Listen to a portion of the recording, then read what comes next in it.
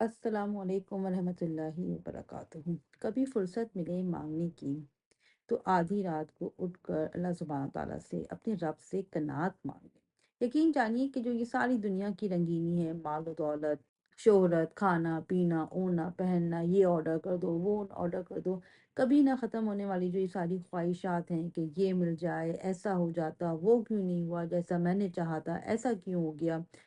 یہ سب جو ایک آپ کی پرسوٹ ہے، زندگی آسان ہو جاتی ہے، جان چھٹ جاتی ہے، نجات مل جاتی ہے۔ ایک بے معنی لا حاصل سی جو ہے، بہتر سے بہترین، بیسٹ آف بیسٹ، پرفیکٹ سے پرفیکٹ کی جو پرسوٹ ہے،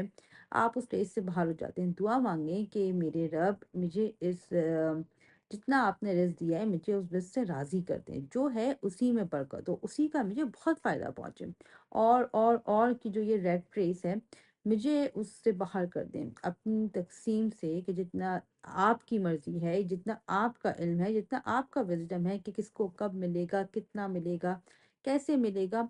اپنی ڈسٹریبیوشن آف رزق سے مجھے راضی کر دیں کہ میں خود کو کسی سے کمپیئر نہ کروں۔ فار ایگزامپل کسی کا سوشل سرکل بہت بڑا ہے، اس کو بہت